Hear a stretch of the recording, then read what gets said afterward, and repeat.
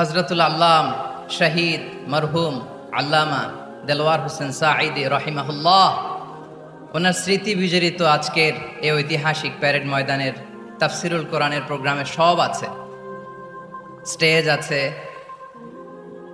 শ্রোতা আছে, প্যান্ডেল আছে, মিডিয়া কাভারেজ আছে, কিন্তু আমাদের কলিজার টুকটাটা আমাদের মাঝে নাই। কিন্তু অবাক করা বিষয় হচ্ছে আমরা আজও জানি না আমাদের আল্লামার মৃত্যু কি স্বাভাবিক হয়েছে নাকি এটা পরিকল্পিত মেডিকেল কিলিং ছিল।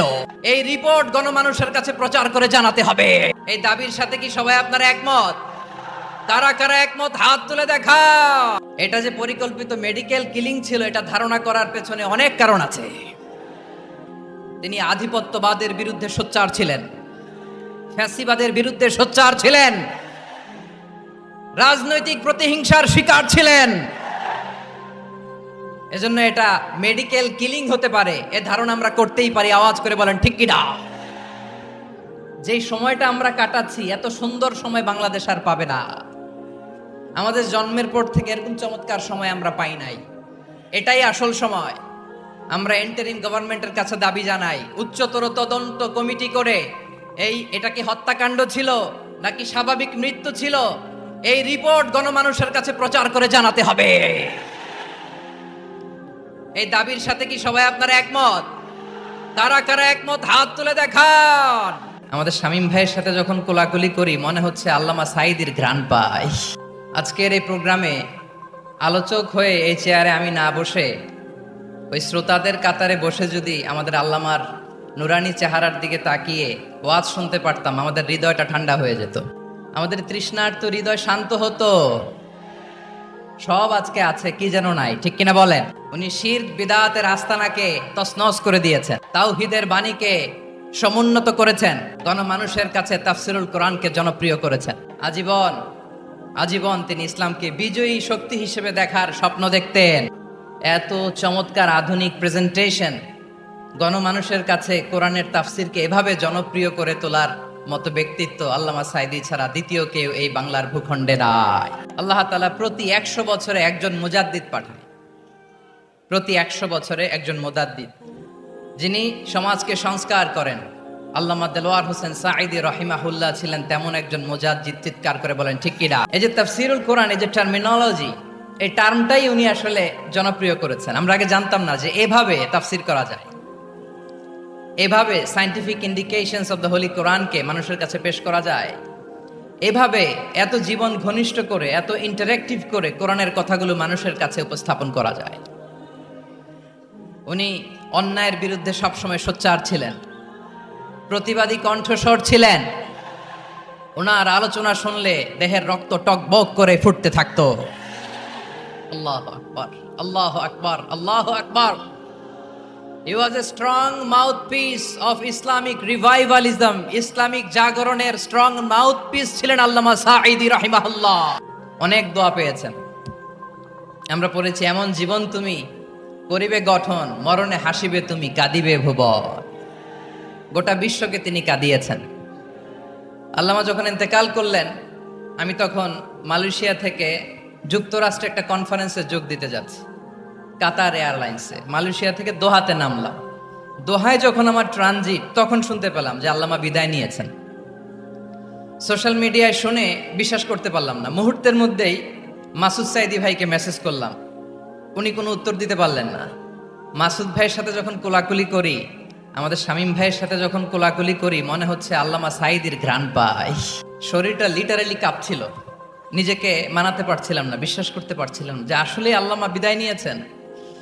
ইন দ্য মিন টাইম আমার সেকেন্ড ফ্লাইট দোহা টু নিউ ইয়র্ক, 12 ঘন্টার ফ্লাইটে উঠলাম, ইন্টারনেট থেকে বিচ্ছিন্ন হলাম। নামার পরে শুনলাম আল্লাহু আকবার, যেখানে ওনাকে কবরস্থ করার কথা ছিল সেখানেও কবর দিতে দেয়া হয় নাই।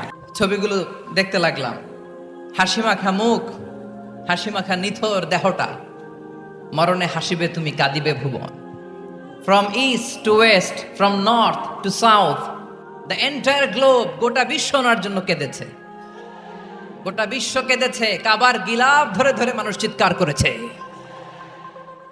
এর চেয়ে শ্রেষ্ঠ মৃত্যুকার হতে পারে? আমাদের আল্লামার আর কি পাওয়ার ছিল বলেন? আর কি পাওয়ার ছিল? কুল্লু নাফসিন যায়িকাতুল মাউত, যারাই দুনিয়াতে আসবে তারা ইন্তেকাল করবে, এটা আমরা মেনে নেই। এটা আমরা জানি, কিন্তু অবাক করা বিষয় হচ্ছে আমরা আজও জানি না আমাদের আল্লামার মৃত্যু কি স্বাভাবিক হয়েছে নাকি এটা পরিকল্পিত মেডিকেল কিলিং ছিল। প্রিয় চট্টলাবাসী, আল্লাহ তাআলা তার এই মুখলেস গোলামকে তার জান্নাতুল ফেরদাউসের মেহমান হিসেবে কবুল করুক, তার জীবনের সকল খেদমাগুলোকে কবুল করুক, জান্নাতুল ফেরদাউসের আলা মাকামে তাকে মেহমান হিসেবে কবুল করুক। আল্লামা শহীদ দেলোয়ার হোসেন সাঈদী রাহিমাহুল্লাহ, উনি ছাড়াও এই ঐতিহাসিক ময়দানে কথা বলেছেন আল্লামা লুৎফুর রহমান রাহিমাহুল্লাহ।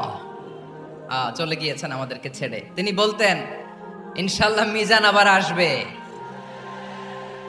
হুজুর, আমি তো আসলাম, আপনি তো আমাদেরকে ছেড়ে চলে গেলেন।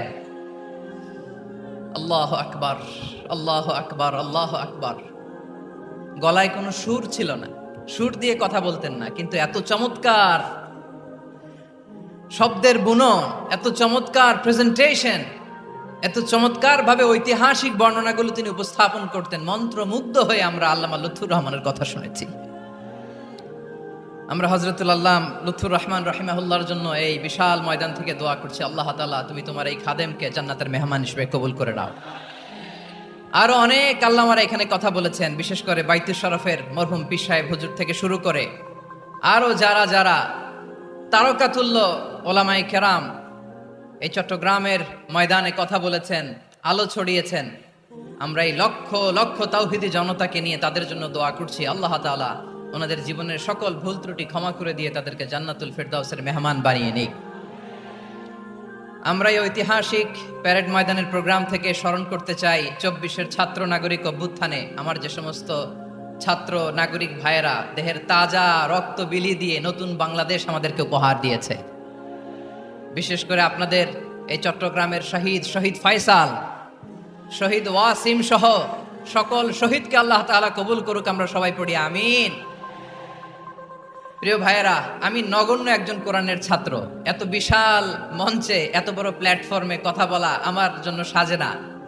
তারপরও আমাদের মুরব্বীরা আমাদের ডানে বায়ে বসে আছেন, ওনাদের আদেশ ক্রমে, ওনাদের অনুমতি ক্রমে কিছু কথা আজকের এই ঐতিহাসিক প্রোগ্রামে আপনাদের সামনে উপস্থাপন করার চেষ্টা করব। ওমা তৌফিক ইল্লা বিল্লাহ। প্রিয় ভাইয়েরা, 5 দিন ব্যাপী এই তাফসিরুল কোরআনের প্রোগ্রামে অনেক ওলামা হযরত কথা বলেছেন। যারা কোরআন সুন্নাহ থেকে আমাদেরকে কোরআনের কথাগুলো শোনালেন, আমরা যেন সেগুলো আমল করতে পারি, আল্লাহ আমাদেরকে তৌফিক দান করুন। শুরুতে আমাদের নিয়তটাকে খালেস করে নেওয়া দরকার। এই যে গ্যাদারিং, এই যে হিউজ শোডাউন, এগুলো যদি আমাদের নিজেদেরকে পরিবর্তন না করে তাহলে এতে কোনো লাভ নাই। জোরে বলেন ঠিক কিনা? এই প্রোগ্রাম যদি আমাদের জীবনকে পরিবর্তন করে, আমাদের চিন্তার ডিএনএ কে চেঞ্জ করে দেয়, তাহলেই চট্টগ্রামের প্যারেড ময়দান সার্থক। আসুন আমরা চিন্তাকে খালেস করে নেই। আমরা সবাই নিয়ত করি যে যতটুকু কথা আমরা কোরআনের আলোকে শুনবো, আমলের নিয়তে শুনবো ইনশাআল্লাহ। বলেন সবাই। আমি যে টপিকটা নিয়ে আজকের ঐতিহাসিক চট্টগ্রামের প্যারেড ময়দানের তাফসিরুল কোরআন প্রোগ্রামে আলোচনা করব, সেটা হচ্ছে সূরাতু আন-নাহলের 90 নম্বর আয়াত নিয়ে কিছু কথা আমরা উপস্থাপন করবার চেষ্টা করব ইনশাআল্লাহ। আসুন আমরা এই আয়াতের সরল অর্থ, এর মর্মবাণী, এর সংক্ষিপ্ত তাফসির সবাই মিলে আজকের এই প্রোগ্রাম থেকে উদ্ধার করার চেষ্টা করি। আপনারা মনোযোগী আছেন তো? ইনশাআল্লাহ। এই আয়াতটা অনেক কম্প্রিহেন্সিভ একটা আয়াত। সাইয়েদনা আব্দুল্লাহ ইবনে মাসউদ রাদিয়াল্লাহু তাআলা আনহু উনি বলেছেন, ইন্নাহা মিন আজমাই আয়াতিল কোরআন। এটা কোরআনের সবচেয়ে জামে মানে আয়াত।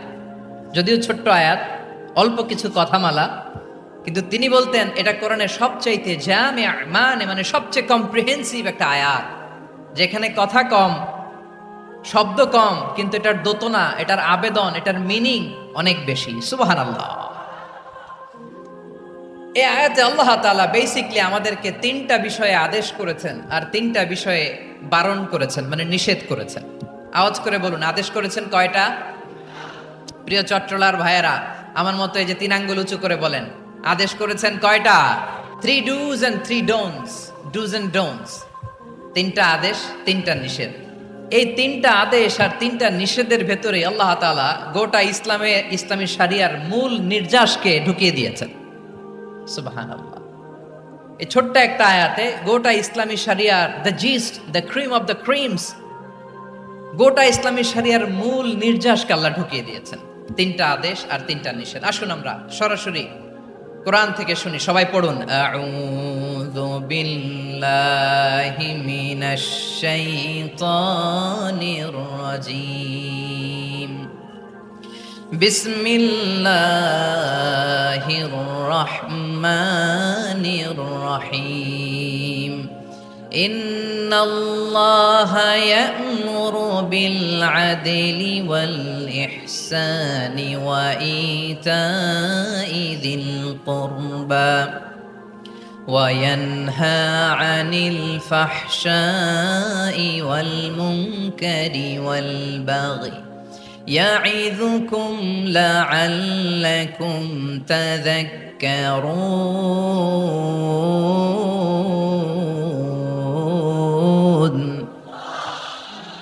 আল্লাহ তাআলা ইরশাদ করছেন, ইন্নাল্লাহা ইয়া'মুরু বিল আদলি ওয়াল ইহসান, নিশ্চয় আল্লাহ তাআলা তোমাদেরকে ন্যায় বিচারের আদেশ দেন, সদাচরণের আদেশ দেন, নিকটাত্মীয়দেরকে দানের আদেশ দেন। আদেশ কয়টা? আওয়াজ করে সবাই বলুন তো, কয়টা? দানের আদেশ দেন। তিনি তোমাদের নিকটাত্মীয়দেরকে দানের আদেশ দেন, আর তিনি তোমাদেরকে অশ্লীলতা থেকে নিষেধ করেন, মন্দ কাজ থেকে নিষেধ করেন, অবাধ্যতা সীমা লঙ্ঘন থেকে নিষেধ করেন। তিনি তোমাদেরকে উপদেশ দেন যাতে তোমরা শিক্ষা গ্রহণ করো। সুবহানাল্লাহ। উপদেশ দিচ্ছে স্বয়ং কে? তিনটা জিনিসের আদেশ। ইয়া'মুরু বিল আদল, সুবিচার ন্যায় বিচারের আদেশ তিনি দেন। ইহসানের আদেশ দেন, যাতে আমরা ইহসান করি, একে অপরের প্রতি সুবিচার করি, মহানুভবতা দেখায়, অনুগ্রহ দেখায়, আর নিকট আত্মীয়দেরকে যেন আমরা দান করি। এই তিনটা আদেশ তিনি দিয়েছেন। আর কোন তিনটা জিনিস থেকে তিনি বারণ করেছেন?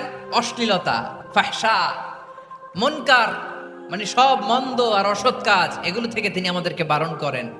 ওয়াল বাগি, অবাধ্যতা, সীমা লঙ্ঘন, এই তিনটা কাজ থেকে তিনি আমাদেরকে বারণ করেন। তিনি আমাদেরকে উপদেশ দেন, স্বয়ং আল্লাহ তাআলা আমাদেরকে উপদেশ দেন যাতে করে আমরা শিক্ষা গ্রহণ করি। সুবহানাল্লাহ পড়ে।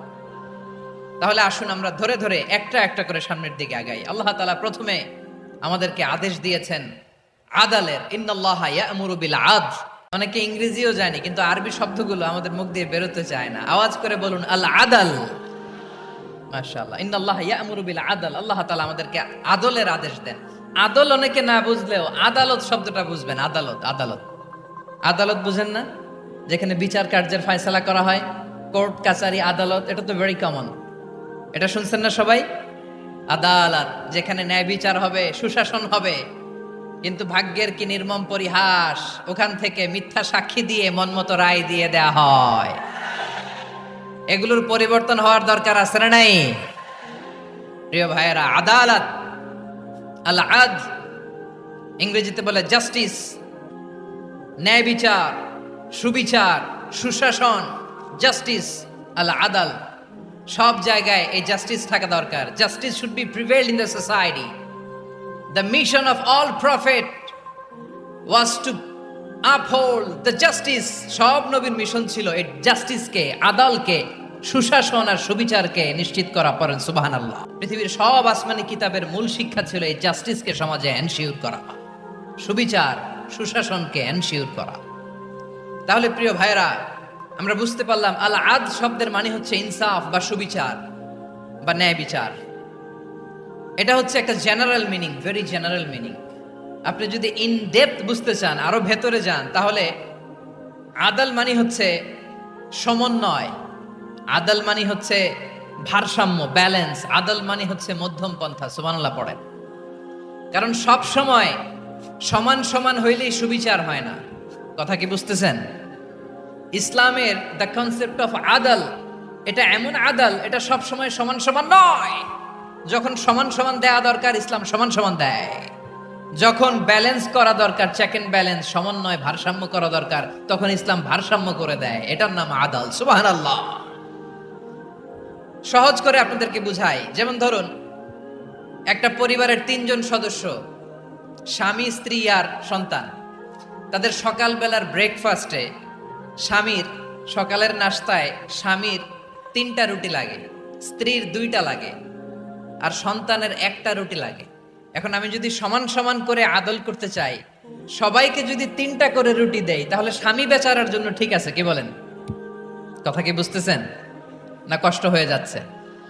যদি সমান সমানের নিয়মে আগাই, তাহলে 3টা করে যদি রুটি দেই স্বামীর জন্য ওকে, কিন্তু স্ত্রীর জন্য একটা বেশি হয়ে যায়। আর সন্তানের জন্য কয়টা বেশি হয়? আচ্ছা, এই তো বুঝতেছেন, মাশাআল্লাহ। আচ্ছা, 2টা করে যদি সবাই রে দেয় সমান সমান নীতিতে, তাহলে স্ত্রীর জন্য, স্ত্রী বেচারির জন্য ঠিক আছে, কিন্তু স্বামীর কয়টা কম পড়ে? আর সন্তানের বেশি হয়ে যায় কয়টা? আচ্ছা, সমান সমান নীতিতে সবাইকে যদি সকালের নাস্তার জন্য 1টা করে রুটি দেই, সন্তানের জন্য ঠিক আছে, কিন্তু স্ত্রী বেচারির কম পড়ে কয়টা? স্বামীর কম পড়ে কয়টা? 2টা। কথা কি বুঝতেছেন? এটাই হচ্ছে ইসলামের আদল, যেখানে যার যতটুকু দরকার তাকে সেখানে ঠিক ততটুকু দিয়ে দেওয়ার নামই হচ্ছে আদল। চিল্লায় পড়েন আল্লাহু আকবার। করেন, তোমাদেরকে আদেশ দেন, উত্তরাধিকার সম্পদ যখন বন্টন হবে, ছেলেরা যতটুকু পাবে, মেয়ে পাবে তার অর্ধেক। সুবহানাল্লাহ বলেন। দেখেন, ছেলে যদ্দূর মেয়ে অর্ধেক, কিন্তু আসলে কি অবিচার হয়েছে? আপনি বিয়ের ক্ষেত্রে যান, ওইখানে আবার ছেলে মোহরানা দেয়, মেয়ে সেখানে মোহরানা পায়। তাহলে চেক এন্ড ব্যালেন্স, ভারসাম্য, ব্যালেন্স, মধ্যম পন্থা এখানে আছে না নাই? এটাই হচ্ছে ইসলামের আদল। আল্লাহ তাআলা এই আদলের আদেশ দিয়েছেন, সুবিচার, ন্যায় বিচার, সুশাসন এবং ভারসাম্যের আদেশ দিয়েছেন। প্রিয় ভাইয়েরা, একটি শান্তিময় সমাজ, একটা সমৃদ্ধ সমাজ, একটা মানবিক সমাজ যদি আমরা পেতে চাই, এই আয়াতের মধ্যে যতগুলো পয়েন্ট আছে সবগুলোর বাস্তবায়ন লাগবে। কথা বুঝতে পেরেছেন? বলেন, আওয়াজ করে বলেন, আমরা একটা শান্তির সমাজ চাই কি চাই না? আমরা একটা সমৃদ্ধ বাংলাদেশ চাই কি চাই না? আমরা একটা মানবিক বাংলাদেশ চাই কি চাই না? এই আয়াতে আল্লাহ তাআলা একটা মানবিক সমাজের রূপরেখা টেনেছেন। তার প্রথম কথা হচ্ছে ইন্নাল্লাহা ইয়ামুরু বিল আদল। আল্লাহ তাআলা তোমাদেরকে আদলের নির্দেশনা দেয়, সুবিচার, সুশাসনের নির্দেশনা দেয়। যে সমাজে আদল থাকে না, সেই সমাজে জুলুম মানুষের ঘাড়ে চেপে বসে। আদলের বিপরীত হচ্ছে জুলুম। আদলের বিপরীত কি? জুলুম বা জাওর, অত্যাচার, অবিচার, বৈষম্য। এই যে বৈষম্য বিরোধী ছাত্র আন্দোলন কেমন পড়ছে? এই যে একজন সমন্বয়ক তো দেখা করলো আমার সাথে। জুলুম মানে হচ্ছে বৈষম্য। বৈষম্যের স্থান ইসলামে নাই, অবিচারের স্থান ইসলামে নাই, জুলুমের স্থান ইসলামে নাই। আল্লাহ তাআলা বলেন যে আমি জুলুমকে নিজের জন্য হারাম করেছি এবং তোমাদের জন্য হারাম করেছি। বিশ্বনবী ফরমান, আল্লাহ তাআলা বলেন হাদিসে কুদসিতে, ইয়া ইবাদি ইন্নী হারামতুয যুলমা আলা নাফসি ওয়া জাআলতুহু বাইনাকুম মুহাররামান ফালা তাযালামু। আমার গোলামেরা শোনো, নিশ্চয় আমি আল্লাহ তাআলা জুলুমকে আমি আমার উপরে হারাম করেছি, অনুরূপভাবে জুলুম করাকে তোমাদের উপরেও হারাম করেছি। ফলে ফালা তাযালামু, তোমরা একে অপরের সাথে জুলুম করো না। খবরদার, জুলুমের সাথে আমাদের কোনো সম্পর্ক নাই। আল্লাহ তাআলা আদলের আদেশ দিয়েছেন, আদালতের আদেশ দিয়েছেন, সুশাসনের, ন্যায় বিচারের আদেশ দিয়েছেন। ইন্নাল্লাহা ইয়ামুরু বিল আদল, আমাদেরকে আদল প্রতিষ্ঠা করতে হবে। জুলুমের সাথে ইসলামের কোনো সম্পর্ক নাই। আল্লাহ তাআলা জালিমদের জন্য কঠিন শাস্তি প্রস্তুত করে রেখেছেন। যারা এই আদলকে ভুলুণ্ঠিত করে জুলুমের রাস্তায় হাঁটতে চায়, তাদের প্রাপ্য কিয়ামতের ময়দানে বুঝিয়ে দিবে কে? আল্লাহ তাআলা তাদের প্রাপ্যকে বুঝিয়ে দিবেন। এজন্য বিশ্বনবী বলে, খবরদার, তোমরা ইনসাফ করবে, আদল করবে, জুলুম করবে না। আয-যুলমু যুলুমাতুন ইয়াউমাল কিয়ামা, জুলুম কিয়ামতের দিন অন্ধকার হয়ে জালিমের ঘাড়ে চেপে বসবে। আবার বিশ্বনবী বলতেন, ইত্তাকি দাওয়াতাল মাজলুম, খবরদার, তোমরা মজলুমের কান্নাকে ভয় করো। ফাইন্নাহু লাইসা বাইনাহু ওয়া বাইনাল্লাহি হিজাব, কেননা মজলুমের কান্নার মাঝে আর আল্লাহর আরশের মাঝে কোনো পর্দা থাকে না। বিশ্বাস হয়? এই কথা বিশ্বাস হয়? এর জলজ্যান্ত প্রমাণ তো আমরা নিজেরাই দেখলাম। হ্যাঁ, মজলুমের কান্না ফুলে ফেপে মহিরুহ হয়ে, পাহাড়ের মতো হয়ে, বিস্ফোরিত হয়ে জালিমের মসনদকে ছারখার করে দিয়েছে। এর প্রমাণ তো আমরা নিজেরাই তো দেখলাম। জালিমের পরিণতি কি হয় আমরা জীবদ্দশাই তো দেখলাম। এমনও কোনো জুলুম নাই যে হয় নাই, ঠিক কিনা বলেন? আহারে জুলুম, আহারে জুলুম। রিসেন্টলি আয়না ঘরের কিছু ছবি প্রকাশিত হয়েছে সোশ্যাল মিডিয়ায়, দেখেছেন আপনারা? হ্যাঁ, ছোট্ট একটা জায়গা স্বাধীন মানুষকে প্রাণীর মতো পাখির মতো খাঁচায় বন্দি করে রেখেছে। কখন দিন কখন রাত কিচ্ছু জানে না, কখন দিন কখন রাত কিছু জানে না, বছরের পর বছর কেটে গিয়েছে। এক্সট্রা জুডিশিয়াল কিলিং এর কোনো হিসাব নাই, বিচার বহির্ভূত হত্যা, এনফোর্স ডিসঅ্যাপিয়ারেন্স, গুম, যেটা সবচাইতে বড় মানবতা বিরোধী অপরাধ। কত মানুষ যে গুম হয়েছে তার কোনো ইয়ত্তা নাই। যেই ফ্যামিলির সদস্য গুম হয়েছে তারা কি ওই লোকটার জন্য মাগফিরাতের দোয়া করবে নাকি সুস্বাস্থ্যের দোয়া করবে তারা নিজেরাও জানতো না, কারণ জানে না ও বেঁচে আছে না মরে গেছে। আহা, বিডিআর নওজোয়ানদের যারা ছাড়া পেল দেখলাম, বিনা অপরাধে, কোনো অন্যায় ছাড়া অপরাধ ছাড়া তাদের জীবন থেকে, তাদের তারুণ্যের, তাদের যৌবনের 15 বছর 16 বছর 17 বছর নাই, 6 মাস বয়সের ছোট বাচ্চাকে রেখে জেলে গেছে। 6 মাসের মেয়ে বেরোয় দেখে মেয়ের বয়স 17 বছর। মেয়ে বাবারে চিনে না, বাবা মেয়েরে চিনে না। মেয়েকে এখন বিয়ে দিয়ে আরেক ছেলের হাতে তুলে দিবে। মেয়ের শৈশব বাবা দেখে নাই, মেয়ের কৈশোর বাবা দেখে নাই, মেয়ের তারুণ্য দেখে নাই। আরেক যুবককে দেখলাম 14 দিনের সংসার, 2 সপ্তাহের সংসার শেষে জেলে গেছে। কত যুবকের যে স্ত্রী চলে গিয়েছে ফ্যামিলি ছেড়ে, কারণ জানে না তো কবে আসবে, কি হবে, কেউ জানতো না। দাম্পত্য জীবনের মাত্র 14 দিনের স্মৃতি, এই স্মৃতিকে আঁকড়ে ধরে এক বোন 16টা বছর 17টা বছর কাটিয়ে দিয়েছে। আমি নিউজটা দেখে ভাবলাম, আমার এই বোনের প্রতিটি দিন কিভাবে কেটেছে, প্রতিটি রাত কিভাবে কেটেছে, প্রতিটি ক্ষণ কিভাবে কেটেছে। বিশ্বনবী বলেছেন, ইত্তাকি দাওয়াতাল মাজলুম ফাইন্না লাইসা বাইনাহু ওয়া বাইনাল্লাহি হিজাব।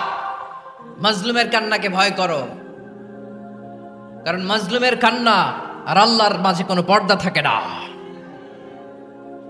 আমরা আর এরকম কোন জুলুম বাংলাদেশে দেখতে চাই না, জোরে বলেন ঠিক কিনা? আর কেউ নতুন করে জালিম হোক আপনারা চান? আবার নতুন করে কেউ ফ্যাসিস্ট হোক আপনারা চান? এক দল আরেক দলকে নিশ্চিহ্ন করার রাজনীতিতে মেতে উঠুক এটা আপনারা চান? আমরা বাংলাদেশকে আদল দিয়ে সাজাতে চাই। আমরা এই 56,000 বর্গ মাইলের প্রতিটা ইঞ্চি মাটিকে কোরআনের আইন দিয়ে সাজাতে চাই। রাজি আছেন আপনারা? কারা কারা রাজি দেখান হাত তুলে আল্লাহকে। আমার প্রিয় বীর চট্টলার তৌহিদি মুসলমান, আমরা আর নতুন করে কেউ জালিম হোক এটা চাই না, নতুন করে আবার কেউ ফ্যাসিস্ট হোক আমরা চাই না, এক দল আরেক দলকে নিশ্চিহ্ন করার রাজনীতি করুক আমরা চাই না। আমরা সুশাসনের বাংলাদেশ চাই, আমরা মানবিক বাংলাদেশ চাই, আমরা একটা সমৃদ্ধ বাংলাদেশ চাই, আমরা বিশ্বের বুকে সম্মান নিয়ে মাথা উঁচু করে দাঁড়াতে চাই, ঠিক কিনা বলেন? আল্লাহ বললেন, এটা যদি তোমরা চাও, একটা সমৃদ্ধ সমাজ যদি বিনির্মাণ করতে চাও, মানবিক সমাজ যদি বিনির্মাণ করতে চাও, আমি তোমাদেরকে সেজন্য প্রথমে আদালতের নির্দেশ দিলাম। ইন্নাল্লাহা ইয়া'মুরু বিল আদল, নিশ্চয় আল্লাহ তাআলা তোমাদেরকে ন্যায় বিচার সুশাসন এটার আদেশ দেন। সুবহানাল্লাহ। আদাল, ন্যায় বিচারের আদেশ আল্লাহ তাআলা কোরআনের বিভিন্ন আয়াতে দিয়েছেন। আল্লাহ তাআলা বলছেন, ইন্নাল্লাহা ইয়া'মুরুকুম আন তুআদ্দুল আমানাতি ইলা আহলিহা ওয়া ইযা হাকামতুম বাইনান নাসি আন তাহকুমু বিল আদল ইন্নাল্লাহা নি'ম্মা ইয়া'iযুকুম বিহি ইন্নাল্লাহা কানা সামিআন বাসীরা। ওয়া ইযা হাকামতুম বাইনান নাসি আন তাহকুমু বিল আদল, আদালতের সাথে করবা। আল্লাহ তাআলা বলেন, যারা জাজ হবে, বিচারক হবে, তাদের যদি বাদী বিবাদীর কারো সাথে শত্রুতা থাকে, কারো সাথে যদি কোনো ধরনের রেষারেষি থাকে, আল্লাহ বলেন বিচার কার্য করতে যে ওই শত্রুতা রেষারেষির কারণে আদালতের বাইরে যে অবিচার করে বিচার করো না। ওয়ালা ইয়াজরিমান্নাকুম, খবরদার কোন জাতির প্রতি কোন গোষ্ঠীর প্রতি, কোন গোত্রের প্রতি আক্রোশ যেন তোমাদেরকে ন্যায় বিচার থেকে দূরে সরিয়ে না দেয়, বরং আমি আল্লাহর আদেশ হলো ইদিলু, তোমরা আদল করো, ন্যায় বিচার করো, সুবিচার করো, সুশাসন প্রতিষ্ঠা করো। হুয়া আকরাবু লিত্তাকওয়া, এটাই তাকওয়ার সবচেয়ে কাছাকাছি। সুবহানাল্লাহ বলেন। কোরআনের বিভিন্ন আয়াতে আল্লাহ তাআলা স্পেসিফিকলি ধরে ধরে বিচার করার সময় আমরা যেন আদাল করি সেটা বলেছেন। কোরআনের কোন কোন জায়গায় আল্লাহ তাআলা এই আল আদ শব্দটা ব্যবহার করেছেন। আবার একই জিনিস ইনসাফ, সুবিচার, সুশাসন, ন্যায় বিচার, ন্যায় পরায়ণতা বুঝাতে আল্লাহ তাআলা কখনো কখনো আল কিসত শব্দটা ব্যবহার করেছেন। আওয়াজ করে সবাই বলুন আল কিসত। প্রিয় ভাইরা, সবাই আওয়াজ করে আমার সাথে সাথে বলুন আল কিসত। আল্লাহ তাআলা বলেন ওয়া ইন হাকামতা ফাহকুম বাইনাহুম বিল কিসতি ইন্নাল্লাহা ইউহিব্বুল মুকসিতিন। যখন তুমি বিচার করবে, বিশ্বনবীকে উদ্দেশ্য করে অ্যাড্রেস করে বললেন, নবী হে, ইহুদিরা কোনো বিষয়ে মীমাংসার জন্য যদি আপনার দরবারে আসে, যদি বিচার করতে হয়, খবরদার অবিচার করবেন না। ফয়সালা যেটা করবেন কিসতের সাথে করবেন, ন্যায় পরায়ণতার সাথে করবেন, কারণ ইন্নাল্লাহা ইউহিব্বুল মুকসিতিন, নিশ্চয় আল্লাহ রাব্বুল ইজ্জাত ন্যায় পরায়ণশীলদেরকে বড্ড ভালোবাসেন। সুবহানাল্লাহ বলেন। ন্যায় পরায়ণ লোকদেরকে আল্লাহ তাআলা বড্ড ভালোবাসেন। অন্য আয়াতে আল্লাহ তাআলা বলছেন وَنَضَعُ الْمَوَازِينَ الْقِسْطَ لِيَوْمِ الْقِيَامَةِ فَلَا تُظْلَمُ نَفْسٌ شَيْئًا।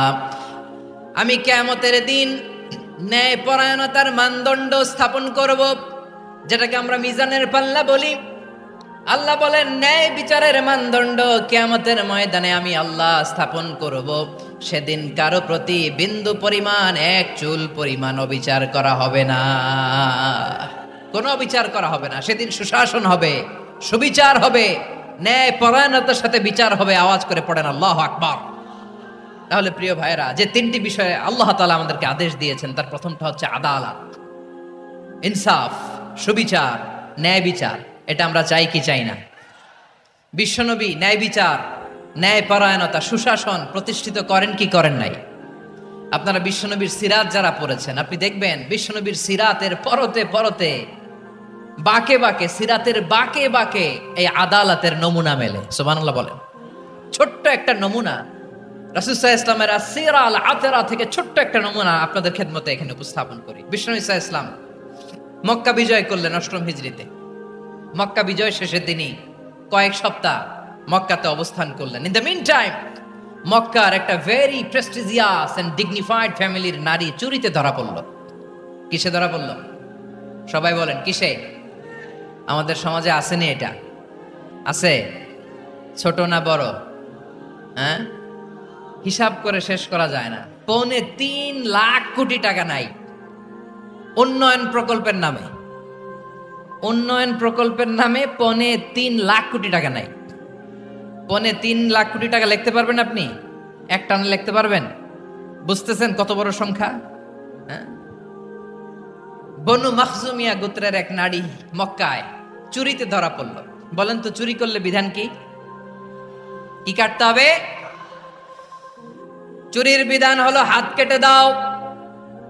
দাও সেটা গোপনে নয়, প্রকাশ্যে জনসম্মুখে হাত কেটে দাও।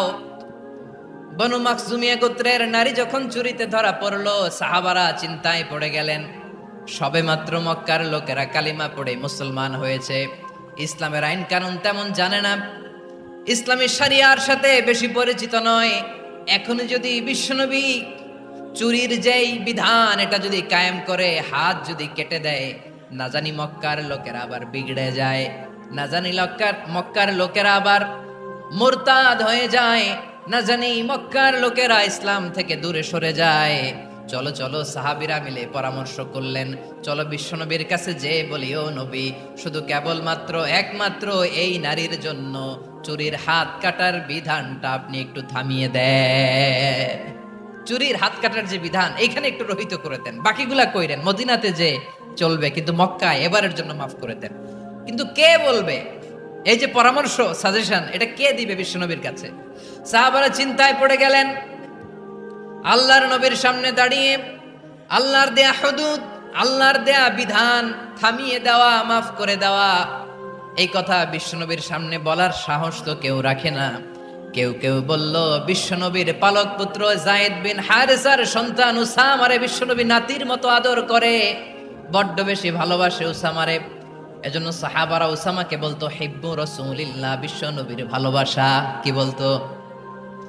সাহাবীরা বললেন বিশ্বনবীর ভালোবাসা হিব্বু রাসূলিল্লাহ, উসামারে পাঠাও। উসামারে বিশ্বনবী নাতির মতো স্নেহ করে, মায়া করে, ভালোবাসে। আমরা পারবো না, উসামা পারবে। সবাই মিলে ফুলিয়ে ফুসিয়ে ওসামাকে, ছোট্ট ওসামাকে রাজি করালো। ওসামা এমন এমন কথা যে তুমি বিশ্বনবীর কাছে বলতে হবে, পারবা নাকি? ওসামা বলে পারবো। সাইয়েদনা ওসামা রাদিয়াল্লাহু তাআলা আনহু তরুণ সাহাবী বিশ্বনবীর কাছে গেলেন, যে বললেন নবী, বনু মাখজুমিয়া গোত্রের এক নারী চুরিতে ধরা পড়েছে, এবারের জন্য কি এই মহিলাটারে মাফ করে দিলে হয় না? এবারের জন্য একটু ক্ষমা করা যায় না নবী? বিশ্বনবী বলেন আতাশফাউ ফি হাদ্দিম মিন হুদুদিল্লাহ, তোমার এত বড় সাহস উসামা, তুমি আল্লাহর হাত, আল্লাহর দেয়া বিধান, এটার ব্যাপারে সুপারিশ করতে এসেছো?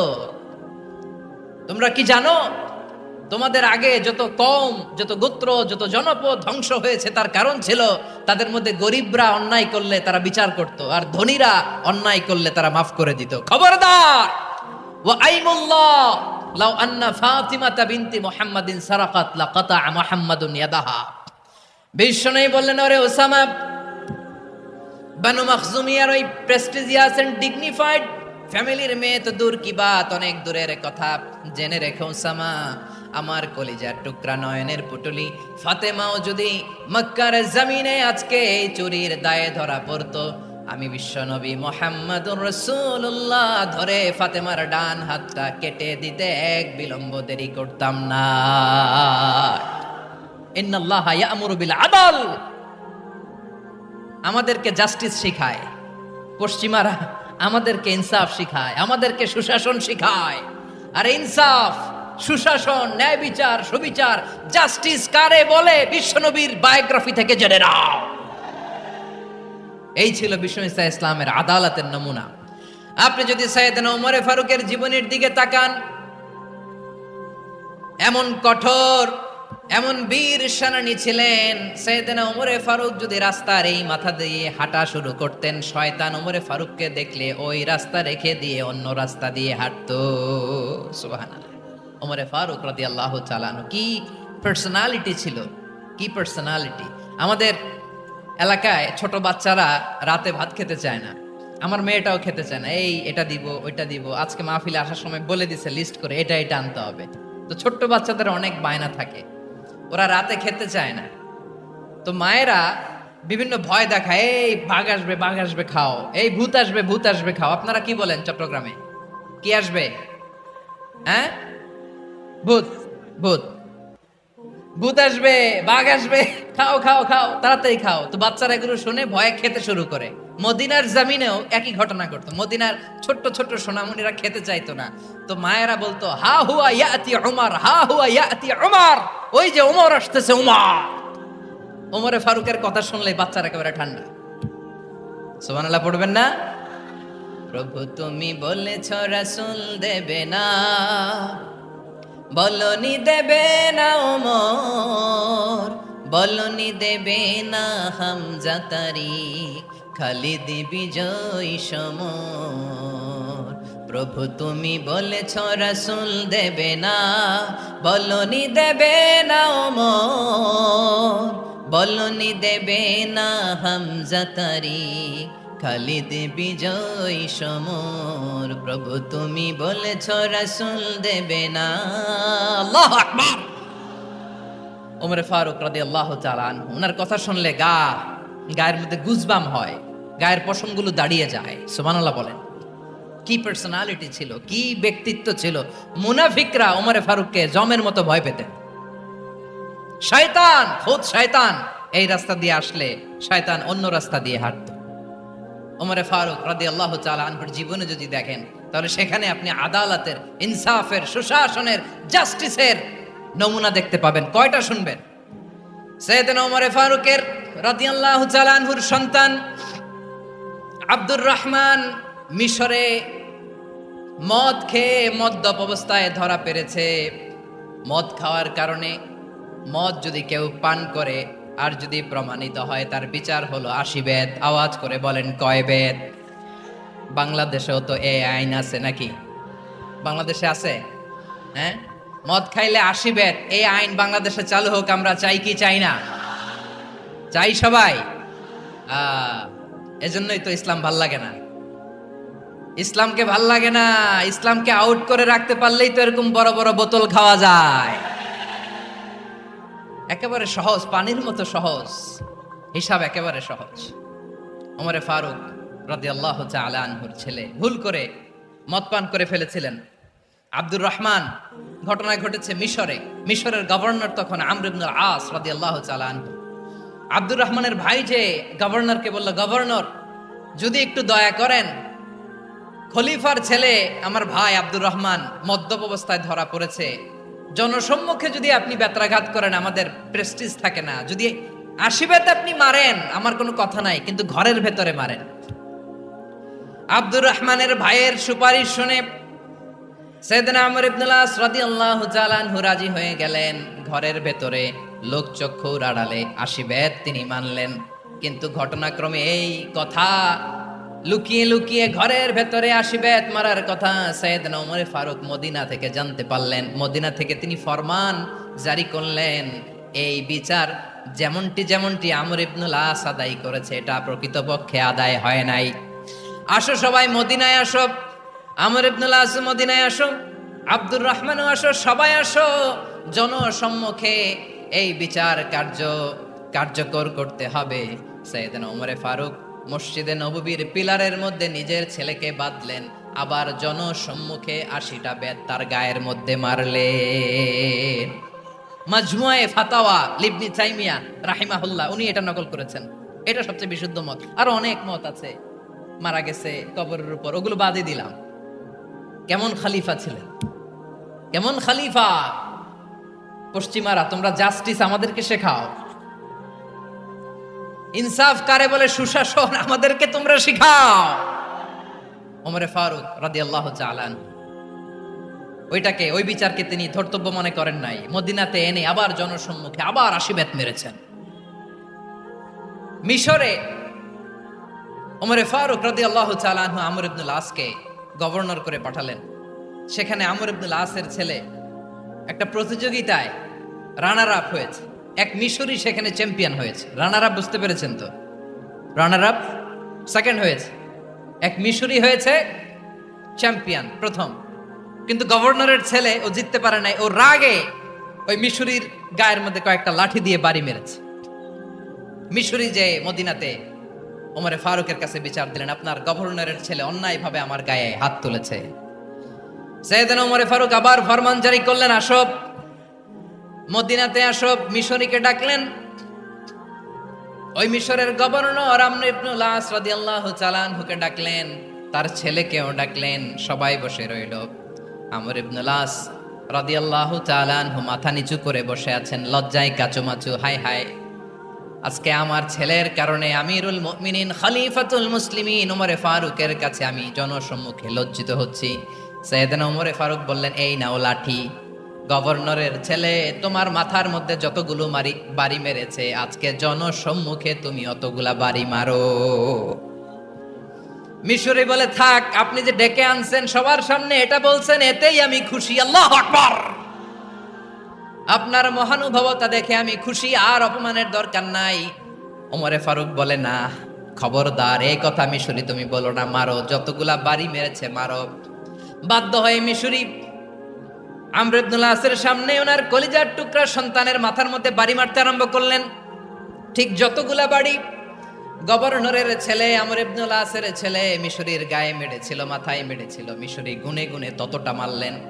এই দৃশ্য দেখে ওমরে ফারুক রেগে মেগে আগুন, রাগের চোটে রাগ সামলাতে না পেরে আর নিজেকে সামলাতে না পেরে মিশরিরে বললেন, ছেলেরে মারা শেষ হয়ে গেলে এবার বাবার টাক মাথার মধ্যে কয়েকটা বাড়ি মার। রাগের চোটে, আউট অফ অ্যাঙ্গার, রাগের চোটে যে আমার পাঠানো গভর্নর আমর ইবনুল আস তার ছেলেকে কেন আদব তারবিয়া কেন শিক্ষা দিতে পারে না? ছেলেরে মারা হইলে এবার আমর ইবনে আসের মাথার মধ্যে দুইটা মারো, এটা রাগে বলেছেন, এটা শাস্তি হিসেবে না। সুবহানাল্লাহ পড়ে। তোমরা আমাদেরকে সুশাসন শিখাও, আমাদেরকে সুশাসন শিখাও। বিশ্বনবী বলেন আদল এটা যেন তেন বিষয় না, এটা দিয়েই মানবিক সমাজ গড়তে হবে।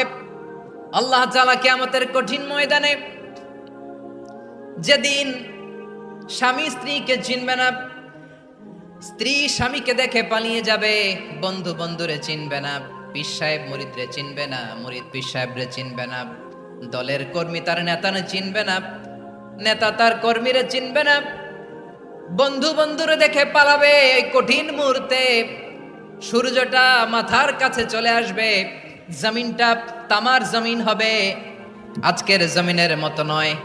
মানুষ ঘর্মাক্ত, ক্লান্ত, শ্রান্ত মাথার মগজগুলো কানের ছিদ্র আর নাকের ছিদ্র দিয়ে বেয়ে বেয়ে পড়বে। বিশ্বনবী ফরমান কিয়ামতের ওই কঠিন ময়দানে 7 শ্রেণীর ব্যক্তিকে রব্বুল আলামিন তার আরশের নিচে ছায়া দিবেন। তার মধ্যে প্রথম শ্রেণীর ব্যক্তি হলো ইমামুন আদিল। ইমামুন আদিল, ন্যায়পরায়ণ শাসক,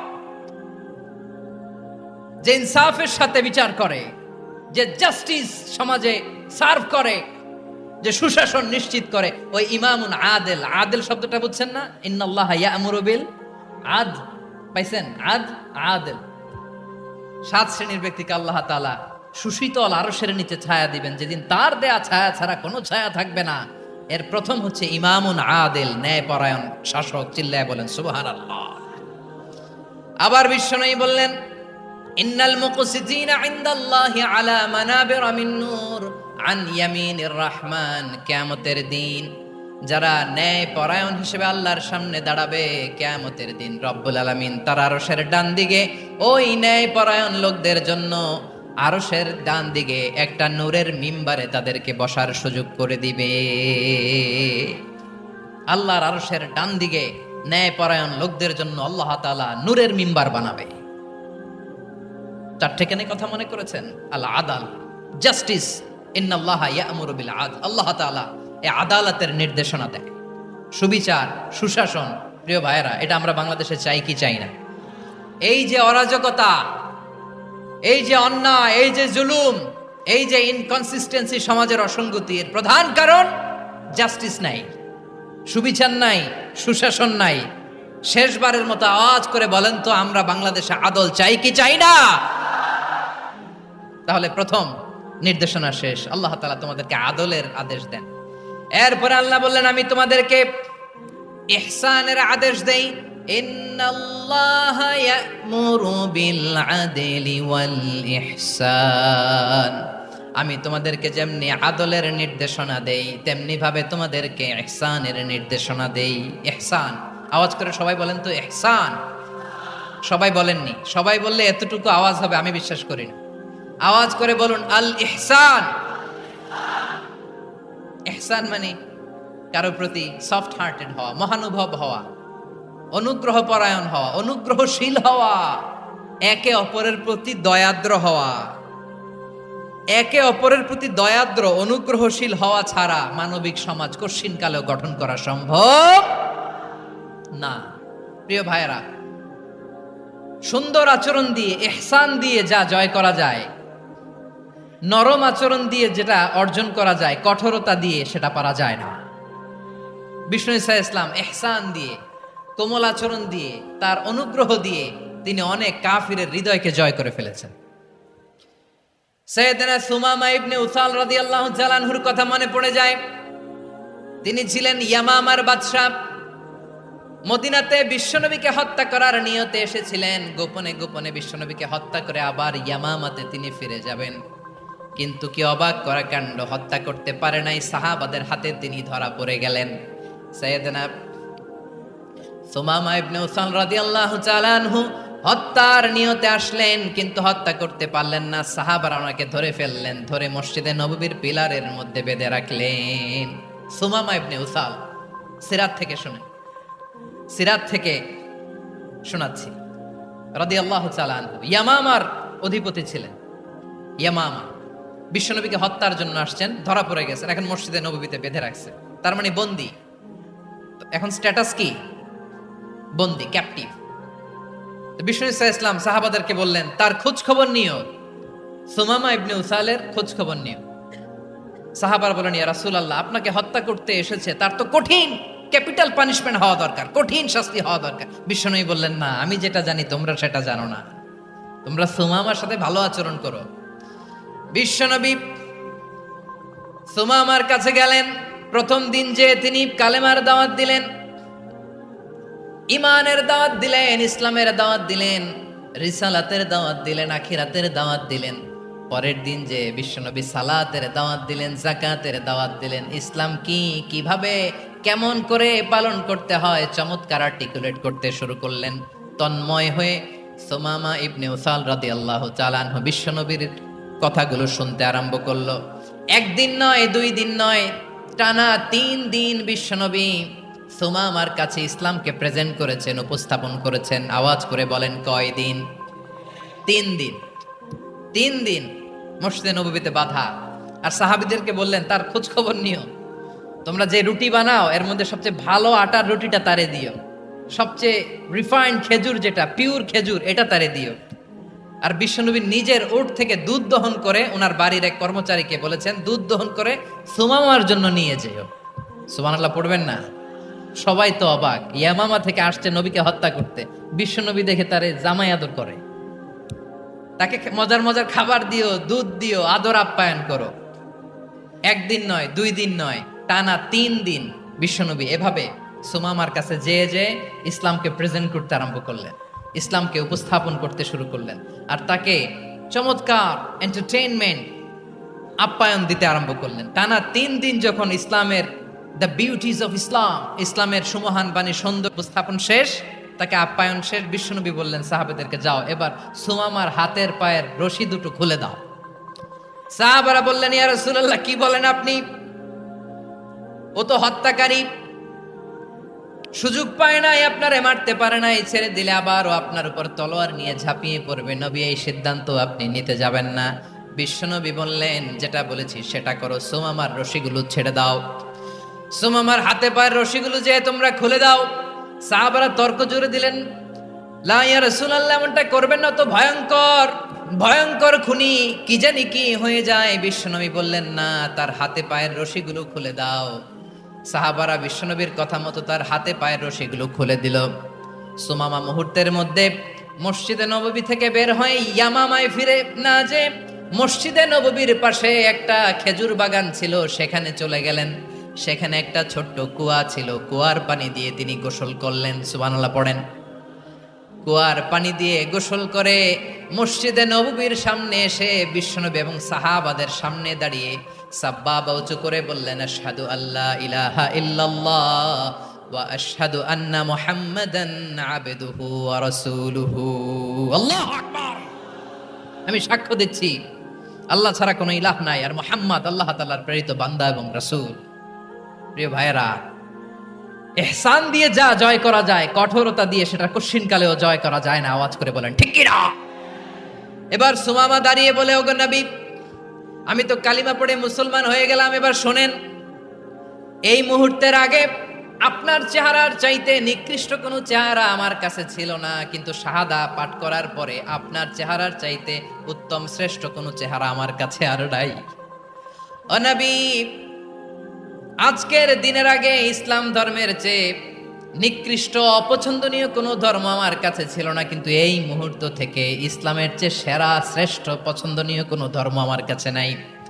নবী গো, আজকের দিনের আগে মদিনার চাইতে অপছন্দনীয় নিকৃষ্ট কোনো শহর আমার কাছে ছিল না, কিন্তু এই মুহূর্তের পর থেকে মদিনার চাইতে কোনো শ্রেষ্ঠ শহর আমার জানা নাই। সে ছিল গমের বড় ডিলার, গম বেচতো। কি বেচতো? তার গম কিনে মক্কার লোকেরা রুটি খাইতো। সে ঘোষণা দিল, আজকে থেকে মক্কাবাসীদের জন্য সব গম আমি হারাম করে দিলাম, মক্কাবাসী এখন না খেয়ে মরে। সুবহানাল্লাহ পড়বেন না? মক্কাবাসী বিশ্বনবীর কাছে আসলেন, এসে বললেন, মুহাম্মদ, আমরা তো তোমার ভাই, তোমার চাচা, তোমার ভাতিজা, তোমার আত্মীয়, তুমি সুমামারে বলো সে যেন আবার গমের সাপ্লাই মক্কার জন্য অনুমতি দিয়ে দেয়। বিশ্বনবীর অনুমতি ক্রমে সুমামা আবার মক্কাতে গম পাঠাতে শুরু করলো। পড়েন সুবহানাল্লাহ। ইহসান। ইহসান দিয়ে আপনি যেটা জয় করতে পারবেন, you can win the heart of your enemies. ইহসান দিয়ে আপনি আপনার শত্রুর হৃদয়কে জয় করতে পারবেন। আওয়াজ করে বলেন ঠিক কিনা?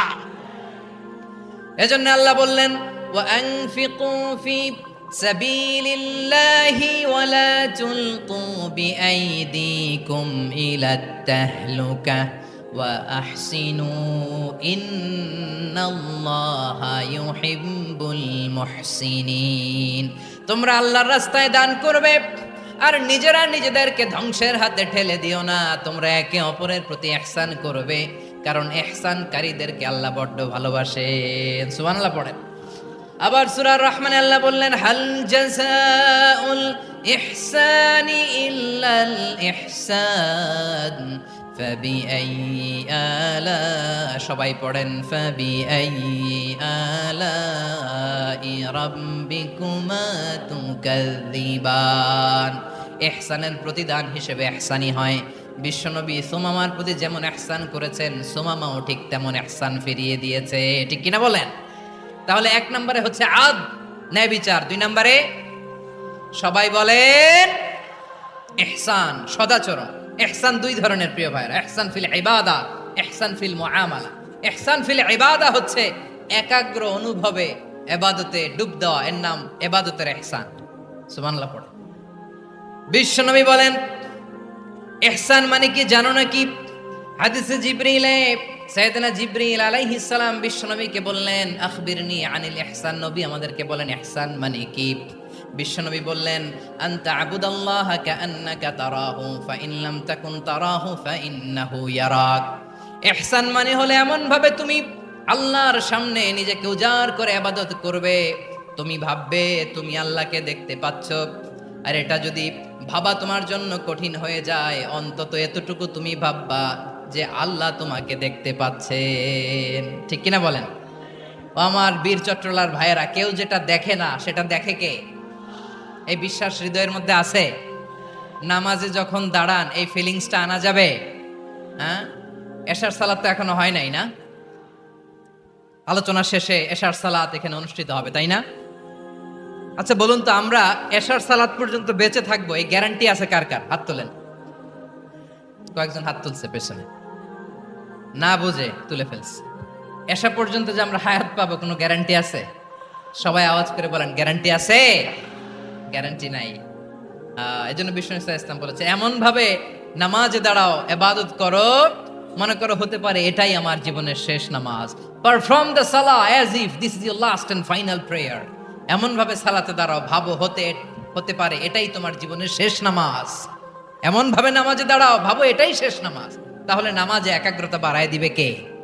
ফলে ইবাদতের ইহসান আমাদের অর্জিত হবে। আর মুআমালাতে ইহসান হলো, বিশ্বনবী বলেন, ইন্নাল্লাহা তাবারাকা ওয়া তাআলা কাতাবাল ইহসানা আলা কুল্লি শাই ফাইদা কাতালতুম ফাআহসিনুল কিতলা ওয়া ইযা যাবাহতুম ফাআহসিনুয যাবহা ওয়ালিয়ুহিদ্দা আহাদুকুম শাফরাতাহু ওয়ালিয়ুরিহ যাবিহাতাহু। ইহসান দুই ধরনের। আওয়াজ করে বলতে হবে কয় ধরনের? সবাই বলুন আওয়াজ করে, কয় ধরনের?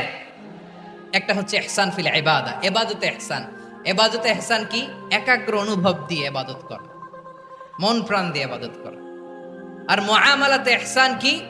সব কাজে, দৈনন্দিন কাজে, কর্মে, সামাজিক অ্যাক্টিভিটিতে কোমলতা প্রদর্শন করা, অনুগ্রহের সাথে সবকিছু করা।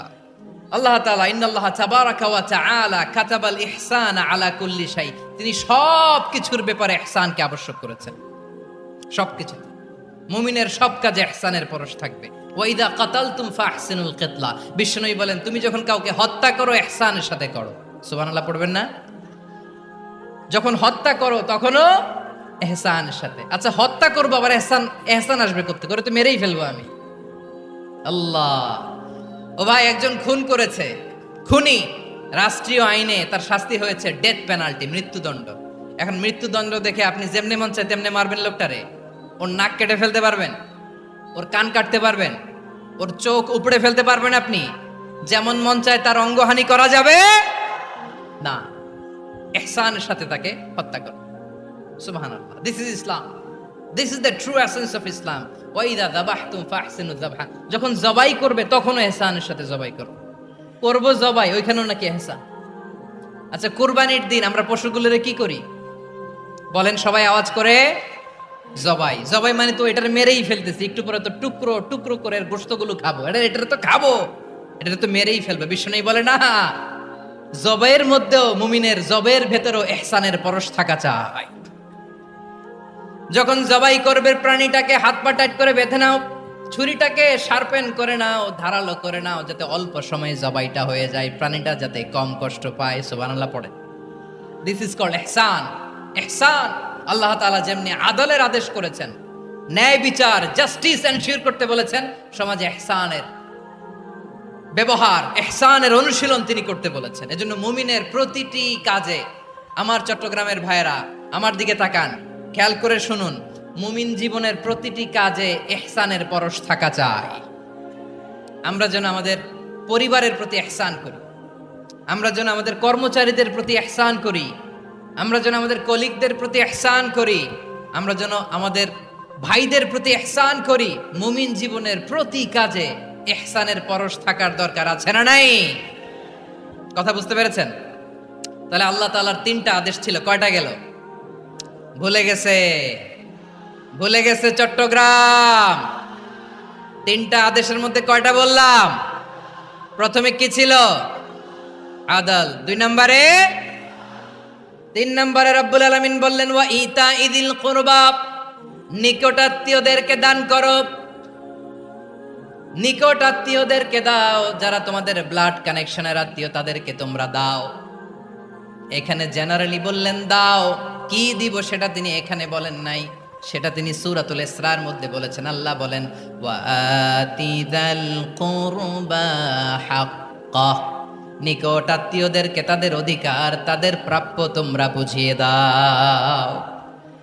দেখেন, একটা শান্তির সমাজ, একটা সমৃদ্ধ সমাজ, একটা মানবিক সমাজ গঠনের জন্য আল্লাহ তাআলা বেশি না, মাত্র 3টা অর্ডার, 3টা ভার্ডিক্ট তিনি জারি করেছেন। 1 নাম্বার সুশাসন, ন্যায় বিচার। 2 নাম্বার ইহসান। 3 নাম্বার নিকটাত্মীয়, যারা কাছের, তোমার ভেরি ক্লোজ রিলেশনশিপে আছে, তাদেরকে দাও।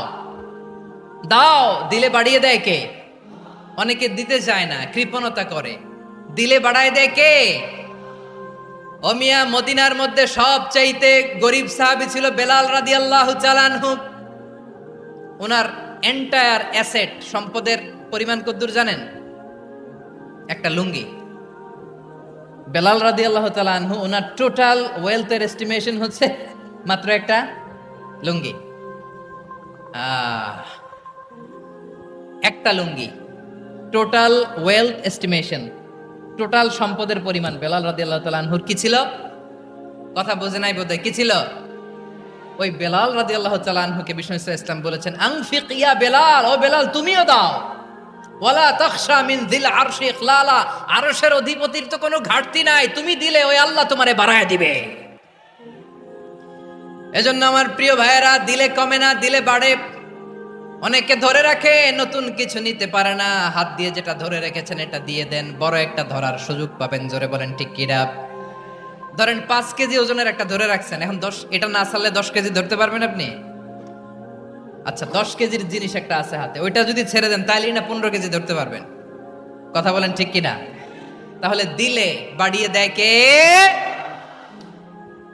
রব্বুল আলামিন বললেন 3 নাম্বার আদেশ হলো তোমাদের প্রতি সমাজটারে কেমন করে মানবিক সমাজ, সুন্দর সমাজ গড়বা। 3 নাম্বার আদেশ হলো ওয়া আতিদাল কুরবা হাক্কা, নিকটাত্মীয়দেরকে তাদের প্রাপ্য বুঝিয়ে দাও। এই নিকটাত্মীয়দেরকে তাদের অধিকার বুঝিয়ে দেওয়া, প্রাপ্য বুঝিয়ে দেওয়াতে আমাদের গাফলতি আছে না নাই? চট্টগ্রামে নাই? মাশাআল্লাহ আছে, আছে। অনেকে দেখবেন অনেক আল্লাহওয়ালা, তাহাজ্জুদ গুজার, সেজদা দিতে দিতে কপালে কালো দাগ ফেলে দিছে, সে তার বোনের হকটা আদায় করে নাই। আছে না নাই? হ্যাঁ, এখানেও আছে। সর্বনাশ। অনেক বড় হাজী সাহেব, বিশাল লম্বা দাড়ি, ছেলেরে সব দিয়ে দিছে, মেয়েরে কিছু দেয় নাই, মেয়ের হক আদায় করে নাই। আছে না নাই? এই হাজী সাহেবেরা, এই আল্লাহওয়ালারা কিয়ামতের ময়দানে আটকে যাবে। আপনি অন্যের অধিকার নষ্ট করেছেন, তাদের রাইটস কে ভায়োলেট করেছেন। এজন্য আল্লাহ তাআলা বলেন, কারো অধিকার যদি কেউ নষ্ট করে, ওই সমাজটা মানবিক সমাজ কঠিন কালেও হতে পারে না। এজন্য 3 নম্বর আল্লাহ বললেন ওয়া ইতা ইদিল কুরবা, নিকটাত্মীয়দেরকে দাও। কি দিবা? তাদের অধিকার দিয়ে দাও। বোনের অধিকার বুঝিয়ে দাও, মেয়ের অধিকার বুঝিয়ে দাও, ফুফুর অধিকার বুঝিয়ে দাও। দেখবেন অনেক মায়েরা ছেলের পাতে মুরগির রান দেয়, মেয়ের পাতে দেয় মুরগির ঠ্যাং। এরকম আছে না নাই? ছেলেরা কি দেয়? মুরগির। মেয়ের পাতে কি দেয়? তো মেয়ের কি মুরগির রান খেতে মনে চায় না? মনে চায় না? এমনটা করা যাবে না। নিকটাত্মীয়দেরকে অধিকার দিয়ে দাও, নিকটাত্মীয়ের সাথে সুসম্পর্ক রাখো। আদেশটা কার? এজন্য প্রিয় ভাইয়েরা, জীবনে যদি বারাকা অর্জন করতে চান, নিকটাত্মীয়দের সাথে সুসম্পর্ক রাখতে হবে, তাদের জন্য উপহার পাঠাতে হবে। বিশ্বনবী বলেন লা ইয়াদখুলুল জান্নাতা কাতে, যে ব্যক্তি আত্মীয়তার সম্পর্ককে ছিন্ন করে দেয় সে কঠিন কালেও আল্লাহর জান্নাতে ঢুকবে না। আপনি কি এটারে সহজ হাদিস মনে করছেন? এটা সহজ কথা? আপনি ভাবছেন আপনার নামাজ আপনারে বাঁচাতে পারবে, আপনার রোজা বাঁচাতে পারবে, আপনার তাহাজ্জুদ আপনারে বাঁচাতে পারবে? অধিকার নষ্ট করলে কিছুই আপনারে বাঁচাতে পারবে। এজন্য নিকট আত্মীয়দেরকে দিতে হবে বেশি বেশি। বিশ্বনবী বলেন ইন্না সাদাকাতা আলাল মিসকিনি সাদাকা ওয়া আলা যির রাহিমি ইসনাতান সাদাকাতুন ওয়া সিলা। মিসকিনরে দান করলে শুধু দানের সওয়াব হয়, নিকট আত্মীয়কে দান করলে দুইটার সওয়াব হয়, সাদাকার সওয়াব হয়, আবার আত্মীয়তার বন্ধন অটুট রাখার সওয়াব হয়ে যায়। আবার বিশ্বনবী বললেন মান সাররাহু আইয়ুবসাতা লাহু ফি রিজকিহি ওয়া ইউনসা লাহু ফি আসারিহি ফালইয়াসিল রাহিমা। যে ব্যক্তি তার রিজিকের প্রশস্ততা চায় আর হায়াতে বরকত চায়, সে যেন তার আত্মীয়ের সাথে সুসম্পর্ক রাখে। আমার প্রিয় চট্টলার ভাইয়েরা, আমাদের রিজিক বাড়ুক, এটা আমরা চাই কি চাই না? সবাই চান? হ্যাঁ, আমাদের রিজিকে প্রশস্ততা আসুক, চাই কি চাই না? আমাদের হায়াতে বরকত আসুক, আমরা চাই কি চাই না? এই দুইটা যদি চান তাহলে নিকটাত্মীয়দের সাথে সুসম্পর্ক রাখবেন, পারবেন? তাহলে সমাজটারে মানবিক সমাজ বানায় দিবে কে? 3টা আদেশ চলে গেল। কয়টা? আওয়াজ করে বলেন। 1 নম্বরে কি ছিল? 2 নম্বরে, 3 নম্বরে নিকটাত্মীয়দেরকে দান। আপনাদেরকে আরো শোনার আগ্রহ আছে? আপনাদের মনোযোগ আছে না গেছে? কষ্ট হচ্ছে না? আল্লাহ তাআলা 3টা জিনিসের যেমনি আদেশ করেছেন, অনুরূপভাবে 3টা বিষয় তিনি বারণ করেছেন, নিষেধ করেছেন। ওগুলোর কাছেও যাওয়া যাবে। শুনবেন। রাব্বুল আলামিন বলেন ওয়ায়ানহা আনিল ফাহশাই ওয়াল মুনকারি ওয়াল বাগি। আমি যেমনি 3টি বিষয়ে আদেশ করলাম, অনুরূপভাবে 3টি বিষয়ে বারণ করলাম, নিষেধ করলাম। আমার 1 নাম্বার নিষেধাজ্ঞা হলো অশ্লীলতার প্রতি। ফাহশা ওয়ায়ানহা আনিল ফাহশা, আল্লাহ তাআলা অশ্লীলতাকে নিষেধ করেছেন। কোন জিনিসকে? সবাই বলুন, কোন জিনিসকে? যত ধরনের, যত টাইপের, যত ক্যাটাগরির অশ্লীলতা হতে পারে সব অশ্লীলতাকে হারাম করেছেন কে? ফাহশা মানে কি? কথায়, কাজে, আচরণে, কমেন্ট, ফেসবুকের কমেন্টসে যত ধরনের নোংরামো আছে, যত ধরনের অশ্লীলতা আছে, এটাকে আরবিতে বলে ফাহশা। এটাকে কি বলে? রাব্বুল আলামিন বলেন কুল ইন্নামা হাররামা রাব্বিয়াল ফাওয়াহিশা মা যাহারা মিনহা ওয়া মা বাতান। ও নবী, আপনি বলে দেন আমার রব প্রকাশ্য, অপ্রকাশ্য, স্পষ্ট কিংবা অস্পষ্ট, দৃশ্যমান কিংবা অদৃশ্যমান সব অশ্লীলতাকে হারাম করেছেন। সব ধরনের অশ্লীলতা হারাম, সব ধরনের। আল্লাহ তাআলা আমাদেরকে অশ্লীলতা থেকে বাঁচান, অশ্লীলতা থেকে তিনি আমাদেরকে হেফাজত করুক। পড়েন আমিন।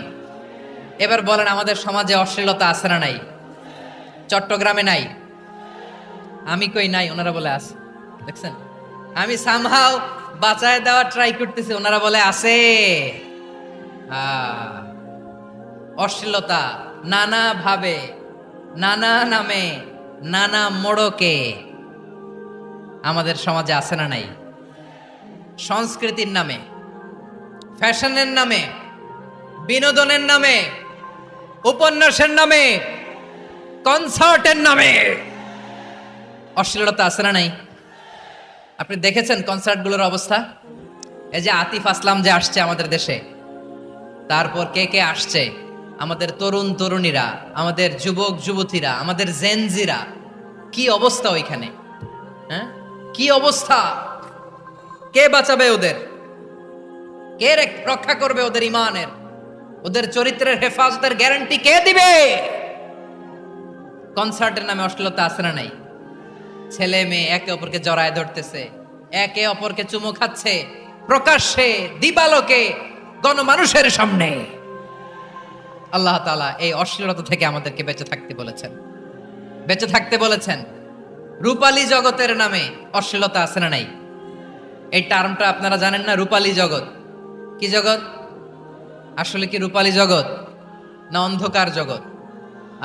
আমার বোনেরা, আপনাদেরকে যে কি বলে তারা বুঝায়, রূপালী জগৎ শুনেই আপনি ভরকে যাবেন না।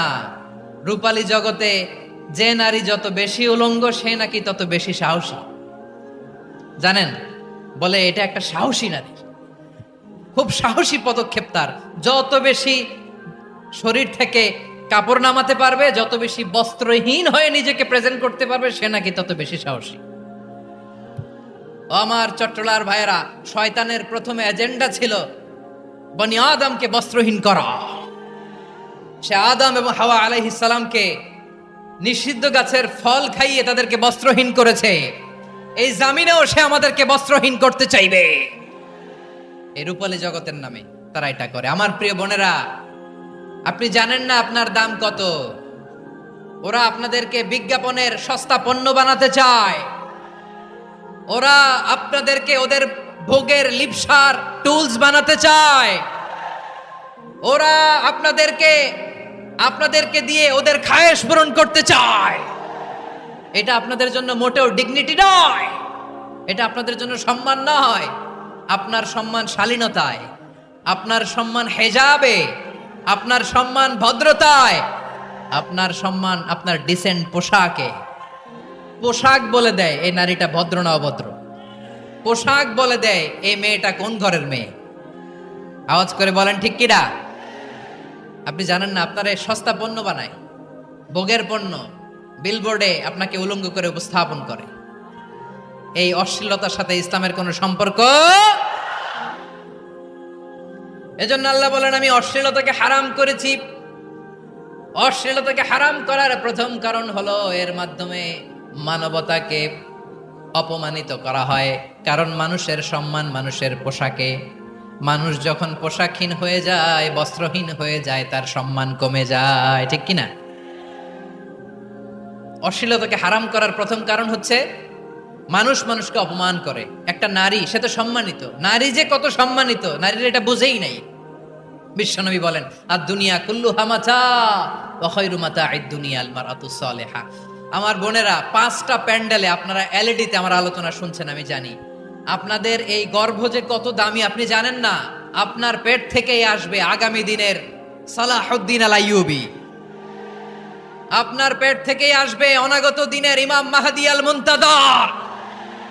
আপনার পেট থেকেই আসবে অনাগত দিনের ফয়সাল, ওয়াসিম, মুগ্ধ, আবু সাইদের মতো বীর যোদ্ধা। আমার প্রিয় বোনেরা, বিশ্বনবীর কথার ওজন খেয়াল করেন। আর দুনিয়া কুল্লুহা মাতা ওয়া খায়রু মাতা'আদ দুনিয়া আল মারআতুস সালিহা। দুনিয়ার সবকিছুই অ্যাসেট, এর মধ্যে সবচেয়ে দামি অ্যাসেট নেককার নারী। আপনার গর্ভ যে কত দামি আপনি জানেন না। নিজের সময়টাকে কাজে লাগান, কোরআন পড়েন, সুন্নাহ পড়েন। আপনার অনেক দায়িত্ব ঘরে। You are the MD of your family. একটা family it's a very big institution. পরিবার একটা অনেক বড় প্রতিষ্ঠান। And you are the MD of your institution. আপনি এই পরিবারের MD, managing director of your family. এখানে আপনার কত দায়িত্ব। আপনি ছেলে মেয়েদেরকে তারবিয়া করবেন। আপনি আপনার স্বামীর জন্য ঘরটারে জান্নাতের নীর বানাবেন। আপনার জন্য জান্নাতের ডুপ্লেক্স বাড়ি ওইখানে তৈরি করে রাখবে কে? আপনি যে কত দামি আপনি জানেন না। নারীদেরকে আল্লাহ বানিয়েছেন উচ্চতর করে, নিম্নতর নয়। নারীদেরকে ছোট্ট জিনিস দিলে এটারে বড় করে দেয়। নারীদেরকে ভ্রূণ দিলে, শুক্রাণু দিলে, নারী এটারে বাচ্চা হিসেবে উপহার দেয়। ঠিক কিনা? বিয়ের মাধ্যমে স্বামী যখন তার শুক্রাণু তার স্ত্রীকে উপহার দেয়, স্ত্রী রিটার্নে কি উপহার দেয়? ফুল ফর্ম বেবি, মানব সন্তান। দেখছেন, আপনি দিলেন একটুকুনি, দিছে বিশাল। আপনি যদি নারীকে বাজার এনে দেন, নারী এটাকে সুস্বাদু খাবারে রূপান্তর করে দেয়। আপনি তাকে একটা মুচকি হাসি দিয়ে দেন, সে তার কলিজা দিয়ে দেয়। কিন্তু যদি আপনি তার মনে কষ্ট দেন, সে আপনার জীবনকে জাহান্নাম বানায়া দেয়। খবর আছে, নারীর মন বুঝতে পারলে নেয়ামত, বুঝতে না পারলে কিয়ামত। ঠিক কিনা বলেন? আমার প্রিয় বোনেরা, আপনি যে কত দামি আপনি জানেন না। আপনাদেরকে যেন ভোগের সস্তা পণ্য বানাতে না পারে, আপনাদেরকে সচেতন থাকতে হবে, সজাগ থাকতে হবে, কনসার্ন থাকতে হবে। শয়তানের ওই হাতছানির দিকে আর নজর দেওয়া যাবে না। তাহলে কেন আল্লাহ তাআলা এই ফাহশা অশ্লীলতাকে হারাম করলেন? 1 নাম্বার, এতে হিউম্যান ডিগনিটি কমে। 2 নাম্বার, এতে মানুষের অধিকার নষ্ট হয়। আপনি বিয়ে করেছেন, এরে পরকিয়া করেন, ওর সাথে এরকম আছে না নাই? স্ত্রীর অধিকার নষ্ট করেছেন। আপনি বিবাহ সম্পর্কে আবদ্ধ হয়েছেন তার সাথে, আপনি পরকিয়া করেন ওই ছেলের সাথে, আপনি আপনার হাজবেন্ডের সাথে বিট্রে করেছেন। এজন্য আল্লাহ অশ্লীলতাকে হারাম করেছেন। অশ্লীলতাকে হারাম করার আরেকটা কারণ হচ্ছে আল্লাহ তাআলা এই হিউম্যান জেনারেশনকে এটাকে প্রিজার্ভ করতে চায়। হিফজুন নাসল, এটা মাকাসিদুশ শরিয়ার অনেক গুরুত্বপূর্ণ একটা মাকাসিদ, অনেক গুরুত্বপূর্ণ। আপনার নাসল, আপনার জেনারেশনকে সংরক্ষণ করা। এই যে আসতেছে ফেব্রুয়ারি, কত ফেব্রুয়ারি জানো? এটা কি বিশ্ব ভালোবাসা দিবস? হ্যাঁ, কি দিবস? এই বিশ্ব ভালোবাসা দিবসের সাথে মুসলমানদের কোনো সম্পর্ক নাই। আমার প্রিয় ভাইরা, এই যে আপনি অবৈধ সম্পর্কে জড়ালেন, কেন আল্লাহ অশ্লীলতাকে হারাম করেছে দেখেন। বলতেছিলাম যে এটা আপনার নাসল, আপনার জেনারেশন, আপনার লিনিয়েজ, আপনার বংশকে প্রিজার্ভ করা। কে কার বাবা, কে কার মা, বাবা মা জানা, প্রজন্মকে প্রিজার্ভ করা, এটা ইসলাম ওয়াজিব করে দিয়েছে। এই যে অবৈধ সম্পর্কের কারণে, বিশ্ব বেহায়া দিবসের কারণে, এগুলোর আউটকাম আউটপুট হিসেবে মাঝে মাঝে ঢাকা মেডিকেলের ডাস্টবিনে নবজাতকের বাচ্চার কান্নার আওয়াজ শুনতে পাওয়া যায়। চট্টগ্রাম মেডিকেলের ডাস্টবিনে নবজাতকের কান্না শুনতে পাওয়া যায়। বীর চট্টলার মুসলমানেরা বুঝতে পারলে আওয়াজ করে বলেন, এই যে চট্টগ্রাম মেডিকেলে যে নবজাতকটা পাওয়া গেল, ওর বাবাকে আমাকে বলেন, ওর বাবাকে, ওর মাকে, ও কোন ফ্যামিলির সন্তান কেউ জানে? আপনি হিউম্যান ডিগনিটিকে অপমান করেছেন না? আপনি তার ভবিষ্যৎকে অন্ধকার করেছেন না?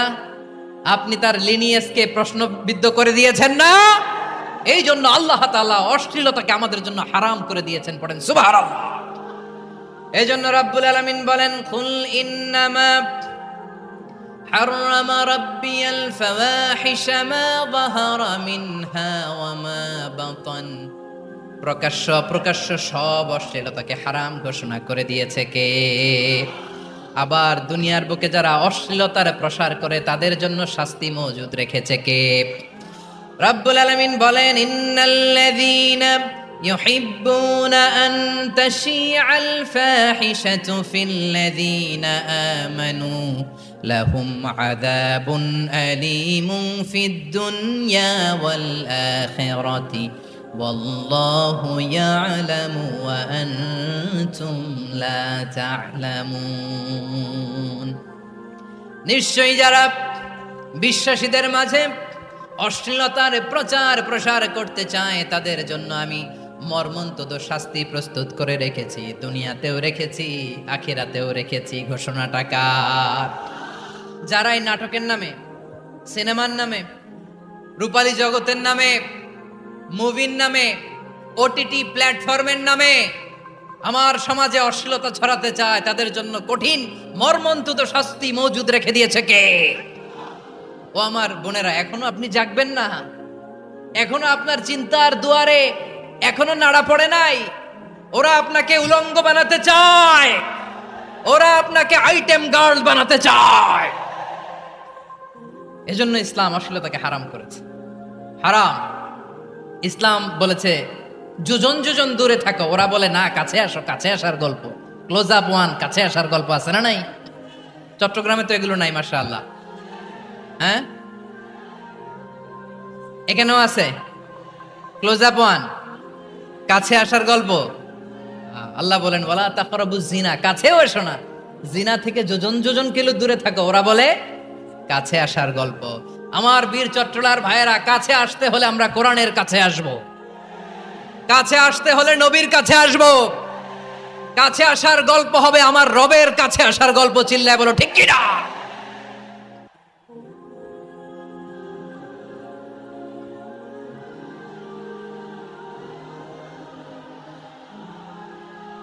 বসুন আমার ভাইয়েরা।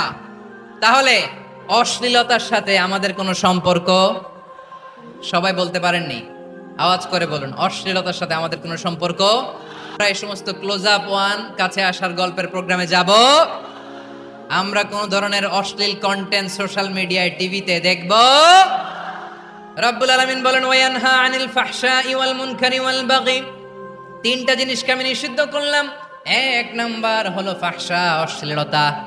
দুই নম্বরে হলো মুনকারের সমস্ত মন্দ কাজ। আপনাদের মনোযোগ আছে না? শেষ করে দিব? আর 2-1 মিনিট শুনবেন? আচ্ছা বলি তাহলে, আর 2-1 মিনিট। তাহলে নিষেধাজ্ঞা জারি করেছেন তিনটা জিনিসের উপর। এক নাম্বার কি? ফাহশা, অশ্লীলতা। দুই নাম্বার মুনকার, মানে হচ্ছে যত মন্দ কাজ, খারাপ কাজ, বাজে কাজ, এটার বলে